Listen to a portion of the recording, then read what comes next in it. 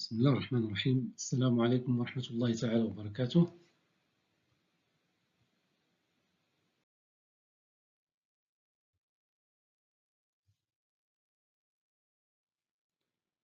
Négation de l'égalité.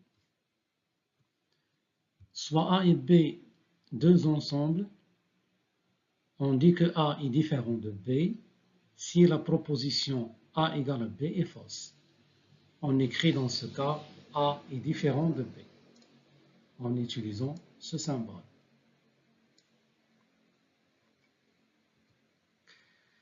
Alors A est différent de B si et seulement si non A égale à B. Sachant que A égale à B signifie que, quel que soit x, si x appartient à A, alors x appartient à B, et si x appartient à B, alors x appartient à A. C'est-à-dire que A il est différent de B, si et seulement si A n'est pas inclus dans B, ou B n'est pas inclus dans A. Nous avons aussi l'équivalence A est différent de B, si et seulement si il existe un x, tel que x appartient à A et x appartient à B, ou il existe un élément x, tel que x appartient à B et x n'appartient pas à A. Ensemble référentiel.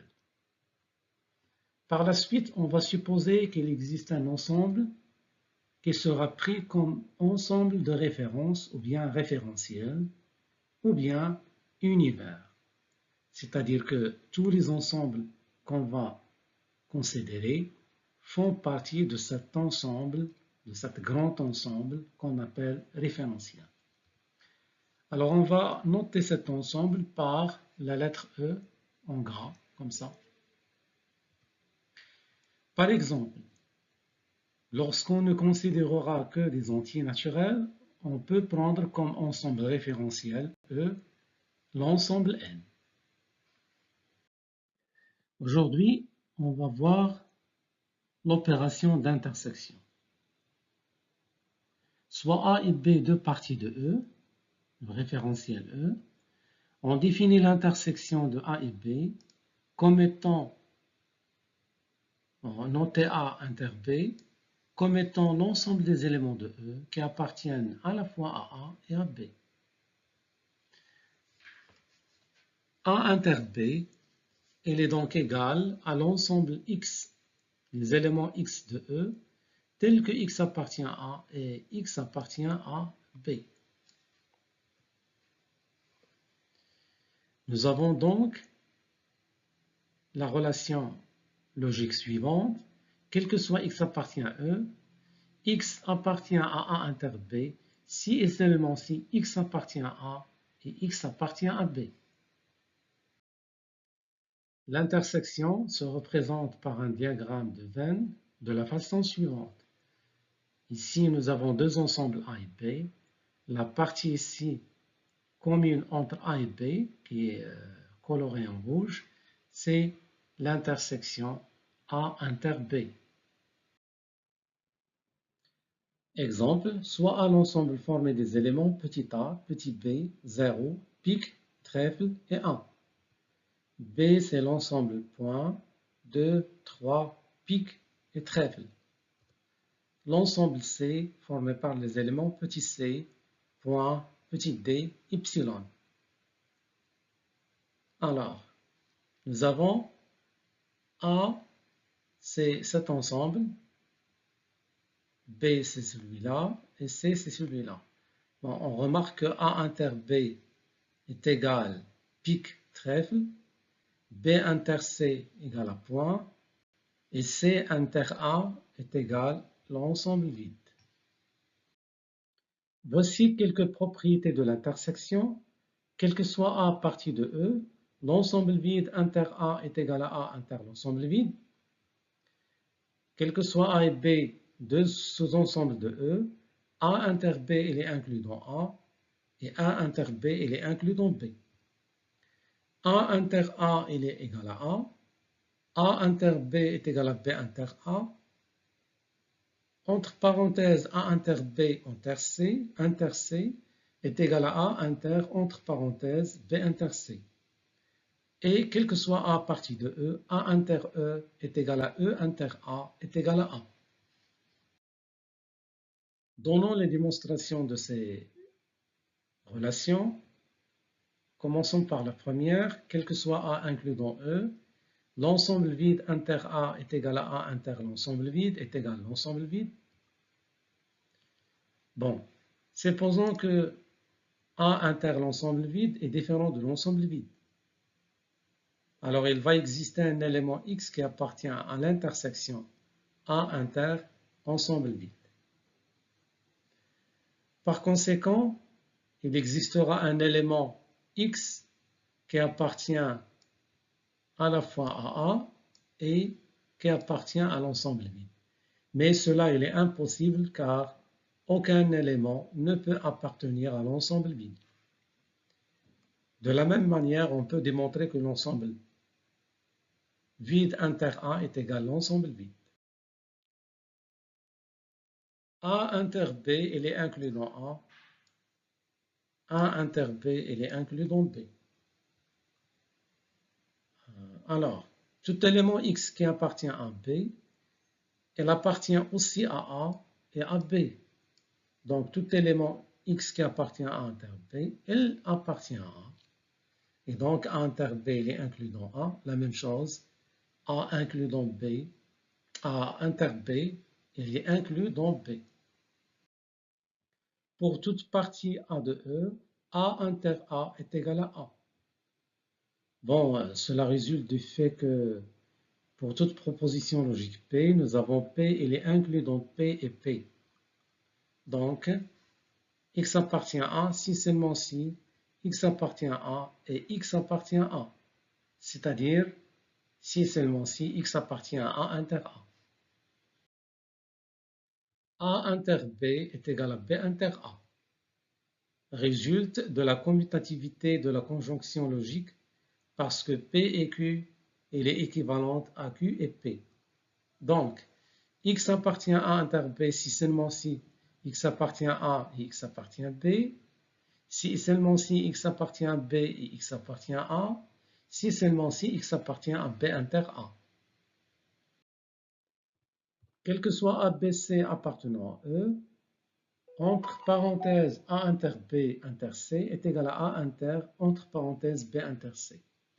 Cela résulte encore de l'associativité de la loi logique E. Voilà, X appartient à A inter B inter C si seulement si X appartient à inter B et X appartient à C. Cela donc, il est équivalent à X appartient à A et X appartient à B, en remplaçant la définition de l'intersection, et X appartient à C. Bon, ici, nous voyons que l'on a trois propositions logiques connectées par l'opérateur E. Et nous savons que l'opérateur E est un opérateur associatif, c'est-à-dire que P et Q et R, il est égal à P et, entre parenthèses, Q et R. Donc, X appartient à A inter B entre parenthèses inter C, si seulement si X appartient à E, X appartient à B et X appartient à C. Alors ça c'est X appartient à B et X appartient à C implique qu'il est équivalent à X appartient à B inter C. Donc nous avons X appartient à A entre parenthèses A inter B inter C, si seulement si X appartient à A et X appartient à B inter C, si seulement si X appartient à A inter entre parenthèses B inter C. Alors, quel que soit A inclus dans le référentiel E, E inter A est égal à A inter E est égal à A. Bon, nous savons déjà que A inter E, il est égal à E inter A, par commutativité de l'intersection. Et nous savons que A inter E, il est inclus dans A, d'après les règles qu'on a démontrées. Donc, il reste à montrer que A, il est inclus dans A inter E. Or, si je prends un élément X qui appartient à A, alors je vois que X appartient à E. puisque le E, c'est l'univers, ou bien le référentiel, c'est-à-dire A, il est déjà inclus dans E. D'où, si X appartient à A, alors X appartient aussi à E, et donc X appartient à A inter E, et par suite, A, il est inclus dans A inter E, d'où l'égalité.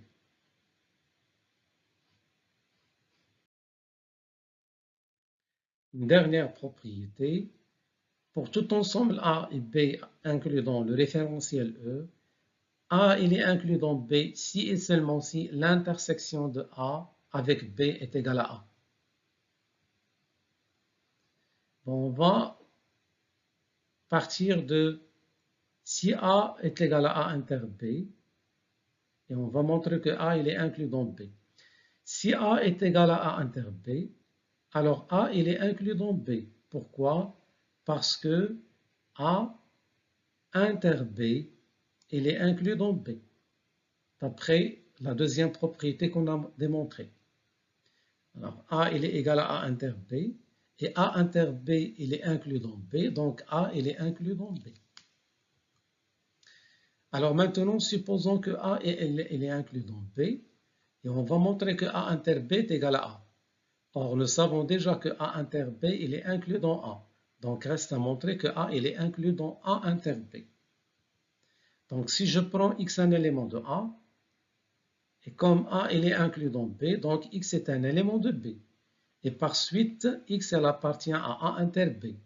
Ce qui prouve que A il est inclus dans A inter B, et par suite, A inter B est égal à A.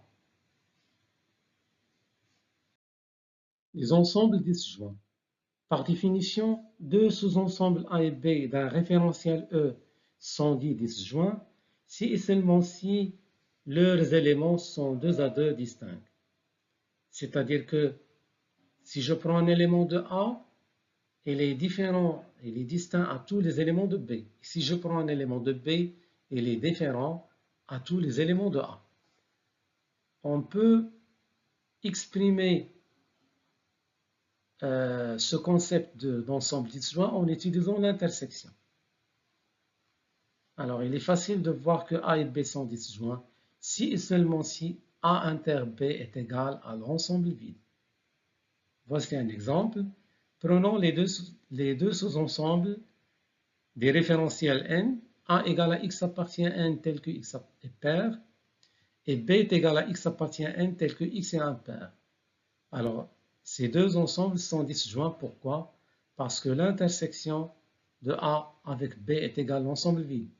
Bon, il n'y a pas un élément qui est à la fois pair et impair. Donc, A inter B est égal à l'ensemble vide.